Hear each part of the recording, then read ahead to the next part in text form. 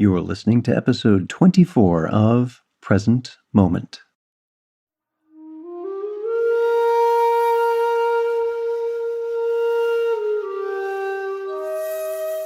Welcome to Present Moment, Mindfulness, Practice, and Science. I'm Ted Meissner. Present Moment is a podcast with interviews, conversations, and roundtable discussions. We speak with mindfulness researchers about their newest findings published in peer-reviewed science journals, teachers about their understanding and methods as they work with students of mindfulness, authors about their books and interests, and we also speak with everyday practitioners. The website presentmomentmindfulness.com has show notes for each episode along with resource materials. Daniel Rechtschaffen joins us to speak about his work promoting mindfulness in our educational systems.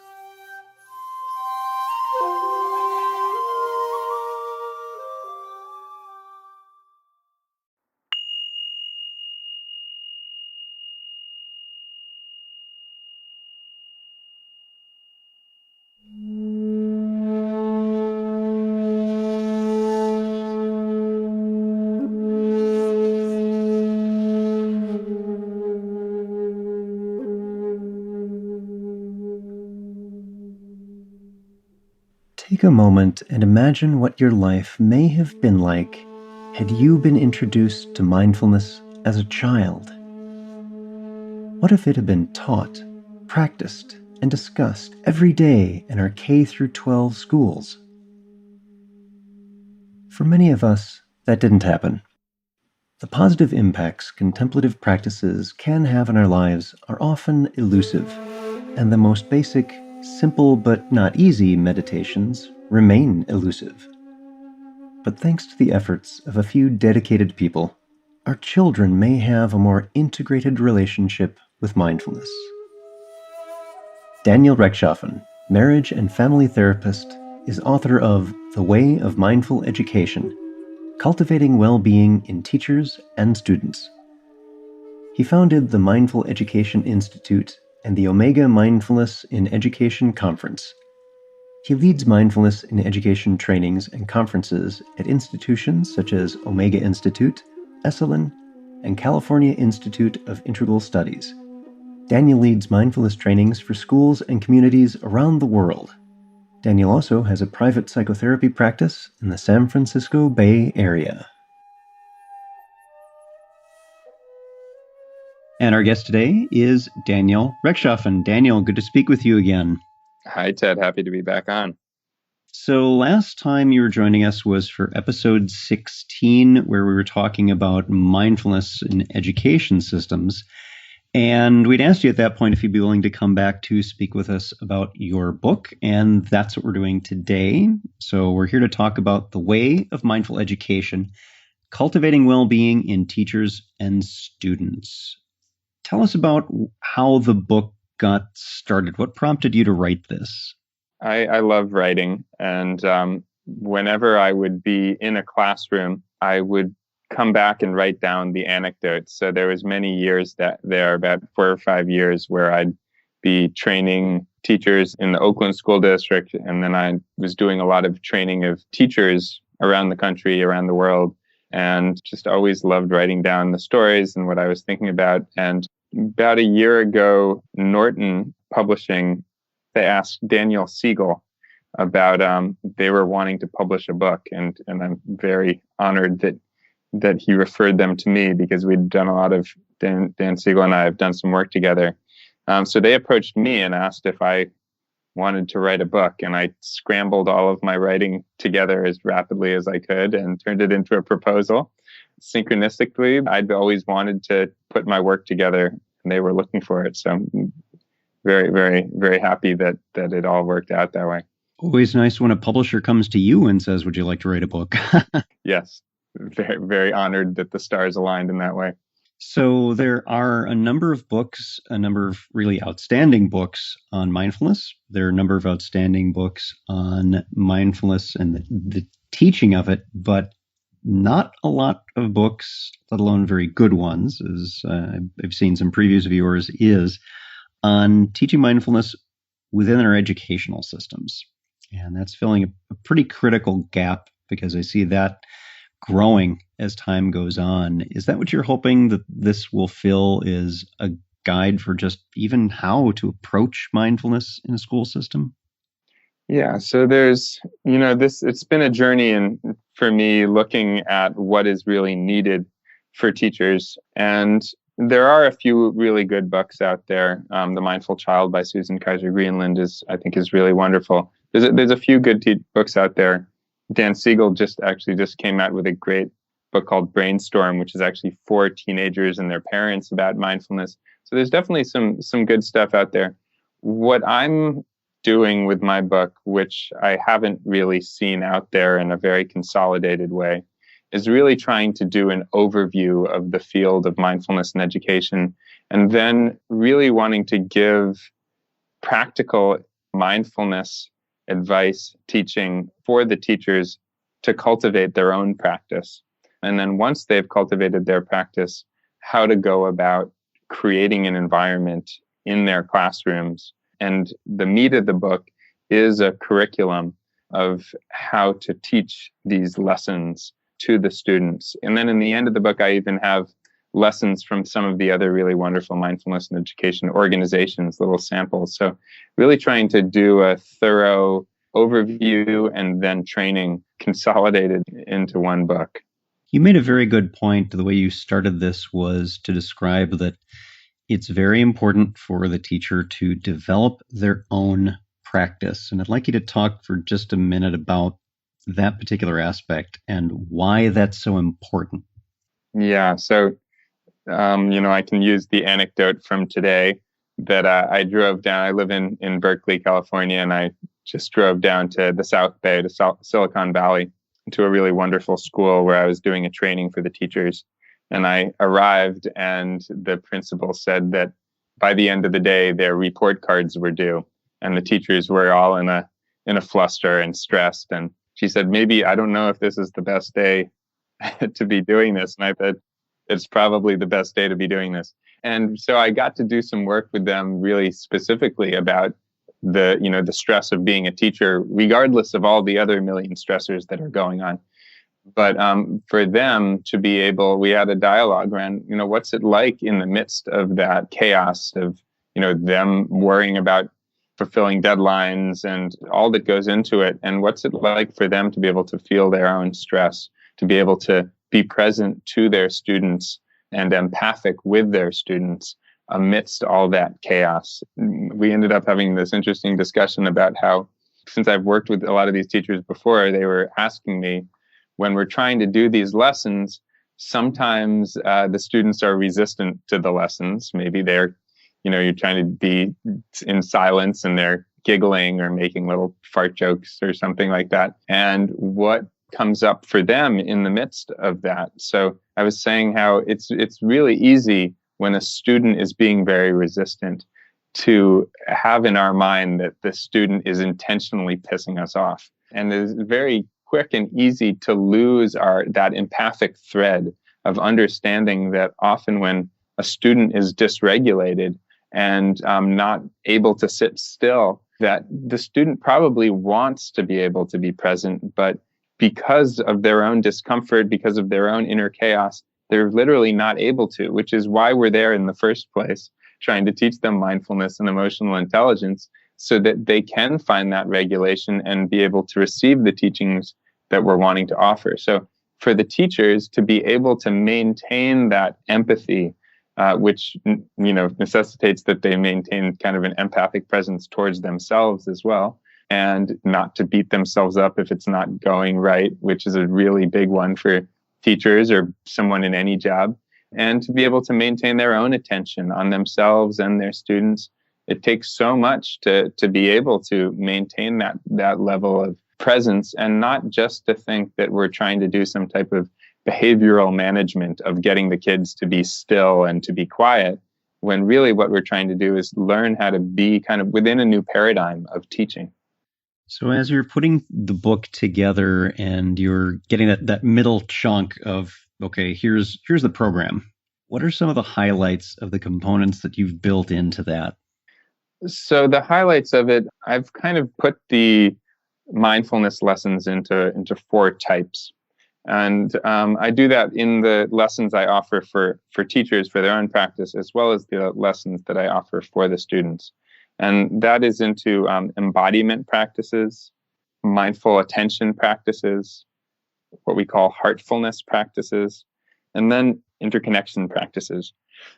So how that looks is I'm always very interested, especially with kids, is to keep the lessons fun and engaging. It's really important when you're going into a classroom. If you're just going to go in and tell them to be still and quiet, often you're not, you're going to lose the room immediately. It doesn't work so well. If anybody out there with kids knows, it's going to seem lame to try to just tell them to be still and quiet. It's like that old game that parents or teachers might try to do of seeing who can be quiet the longest, just as an exercise of trying to get your kids to stop yelling. And of course, we all want that sometimes, to be able to find some stillness. But really the lessons that I'm most interested in, especially beginning with, are these very fun games, doing these mindful breathing motions where we're pretending to be Spider-Man, and we breathe in and then we breathe out and we shoot out spider webs, or we're, mindfully breathing in like a crocodile and lifting our arms and then smacking them together when we breathe out. Or doing a shaking exercise where we shake in what's called blithering, where you go blah, blah, blah, blah, blah, and just get all crazy and then be really still. And with all of the practices, what we're doing is you let the kids have their energy, and then you're slowly, progressively bringing them to a place where they're able to become introspective and to look at the movement of the breath inside the body, the energy in the body, the impulses to move after you've been shaking and then you're still. So you give them the same experience that one would hopefully have if you ask them to just be still, but you do it in a step-by-step, in a baby step way, where they're feeling engaged, where it's fun to look inside rather than like a punishment, like now you have to be quiet and still and look inside. And then you're slowly going from that embodiment practice, which I really feel like it's utterly important to begin with the body, because so much of the research that's coming out around education and learning is that when the brain is stressed, especially when it's under a traumatic situation, the brain is not as active, is not as receptive, doesn't really learn. And in order for us, especially if we're working with underprivileged communities or kids with a lot of stress, which could also just be really privileged kids that are needing to get into Stanford, like the kids I was working with today, that level of stress actually shuts their brains down more. And then the more we push them to succeed, the more the brain closes. And so it's a really negative cycle. And that's why I'm just to begin with this basic relaxation in the body, teaching kids how to feel safe and secure in the classroom, and beginning there as the baseline.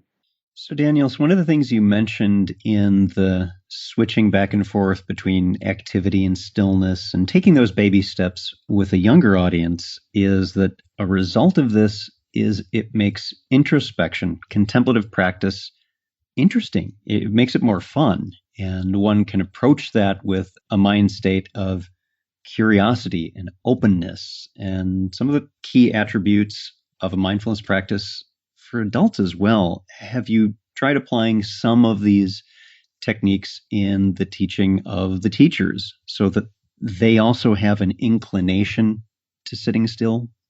It's a wild idea that mindfulness might actually be fun for all those who've been sitting for 20 years trying really hard.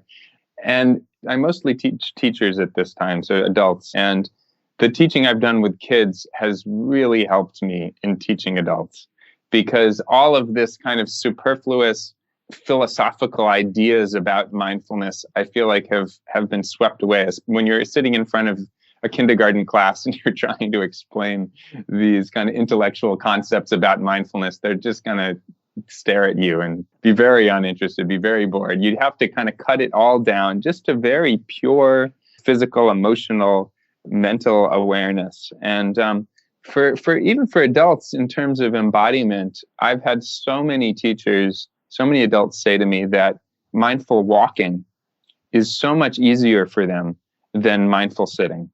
And I'm very interested in the idea of tracking the range of a classroom or the range of an individual, of understanding what you need to be able to engage that person without pushing them outside of their range. So often, even with adults, you'll do a day long of mindfulness or something like that, and they'll just sit for the whole time, hardly doing any walking or any movement or anything like that. And their minds are so jumbled and frustrated that by the end of the day, mostly the experience has just been deeply irritating, because there's so much going on in the mind. And sometimes for beginners, or even for people who've been doing this for a long time, getting to go take a mindful walk out in the woods, or doing some qigong practice, or doing some types of awareness practice that are really engaging, that are really not just kind of telling you to just sit down and be with these difficult experiences. And it's something that I've been getting more and more interested in. A colleague of mine named David Trelevin, who's publishing a book right now about mindfulness and trauma, has been doing a lot of researching about how often people with trauma, when they've done long meditation retreats, they'll be sitting, and often even experienced meditation teachers will tell them, when they have a lot of maybe trauma coming up within their system, they'll say, just keep sitting with it, just keep being present to those feelings. When really, from a trauma perspective, that's not the most important thing to do. There needs to be, it doesn't work so well. There needs to be this titration. There needs to be a much more skilled approach to working with really deep stress. And our whole culture is so deeply stressed that if we're going to really, in a kind way, help students or adults be present to that level of chaos, we need to do it in a creative and playful way. Yeah, and the interesting thing is that playfulness that you're talking about works for adults as well. There are very few adults that still don't get a kick out of an occasional cartoon, and granted, many of them don't last as well, but I don't know of anyone who doesn't watch a Bugs Bunny cartoon and see the second level and still have some laughter. And I think there's some value to the approach of making our contemplative practices engaging and fun, and they can be that way. It is for me, and whenever I go on a retreat and I see people who go in kind of stressed, and by the end of it, the ones who've been practicing really, really hard are the ones who come out even more stressed and exhausted than when they went in. And I'm smiling and light the whole time because of that different approach. That can be so critical to one's practice. It's so critical. And it seems to me, it says a lot to the educational paradigm that I and you and most folks grew up with in the modern world, that, our paradigm of learning is that we're supposed to be, the more stressed we are, the more hard we strive in this very strict way towards a very specific end. So we have in our, you go to your math class and this is the answer, and you're needing to work through the equation to get to that one answer. There's only one answer, right? And we very much learn to study really hard, push really hard to get to this specific end. And when we sit down on our mindfulness cushion, we take that same approach. We're really striving. There's this enlightenment thing that I'm really supposed to get at, and I think that they use that approach, and I'm going to solve the equation this way. I feel like I did that, and still sometimes do that for so long, of this kind of tensed approach towards succeeding at the practice. And of course, some level of discipline is really necessary in mindfulness. We do need to work diligently, but it's all about working diligently in this relaxed, open, loving, playful way, which, I think that the mindfulness community is really helpful to bring in some dance and some music and some play and some theater and some things that are, about life, about the enjoyment of life. Dancing like no one's watching, as opposed to practice like your head's on fire. There's a difference between diligence and practice, which is you're saying, of course, we do need to be diligent, but not tense. Attentive, not tense. What are some of the other things, Daniel, that you've run across just in putting the book together that were very helpful to you in your own practice as you were just applying these to teaching kids how to meditate? Yeah, I mean, the writing of a book is such a beautiful process, for me specifically. And one thing, I'm sitting right now in what is my meditation room and office room.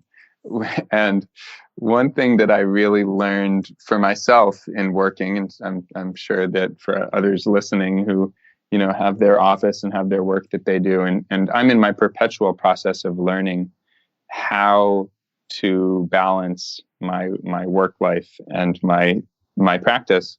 And one thing that I did is I have this little ground level desk which I'm sitting at right now, which is open and maybe has, it's where I would did all my writing, and I did all of my writing with paper and pencil, and so it's a very creative space. And then I have a desk on the other side of the room, which is, actually has a chair and has a computer on it. And that's where I did all of my typing, and that's where I did all of my editing. And I kept these two sides of the room. In the middle of the room is where I have my mindfulness cushion. But I keep the two desks very separate so that I'm really learning how to be in that space of creative flow and be in that space of being able to, meditate for a while and then go sit at the desk and see what arises, see what flows, becoming creative with my words. And then the other side where, of course, you do at moments need to get that very disciplined, clear, cutting and pasting, figuring out, reframing. I've found that whenever I would try to write at the computer desk, it became this very kind of blocky, boring writing. I don't know if that exactly answers the question, but that's one thing that I've really been learning in terms of how to bring mindfulness into the writing of the book. The book itself is coming out June 8th, I believe, in 2014. For folks who are listening to this in the far distant future, you'll still be able to find it on the episode page for this episode. It will be linked there, along with Daniel's website, mindfuleducation.com. Our guest today, Daniel Rechtschaffen. Daniel, thanks for joining us on Present Moment. Thank you.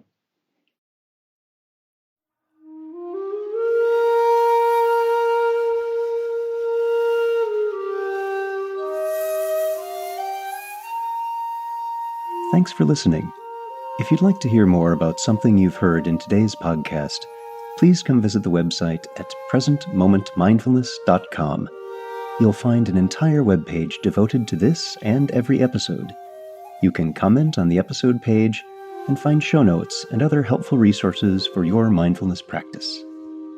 The shakuhachi music heard on Present Moment is used by permission and through the generosity of musician Rodrigo Rodriguez. His website is linked on the Present Moment website on the About Podcast Music page. Sound editing, mixing, and mastering provided by the generosity of Anthony Dominello of StructureFromSound.com. Until next time, remember, every moment you have a choice. Make it the best you can. See you next time on Present Moment.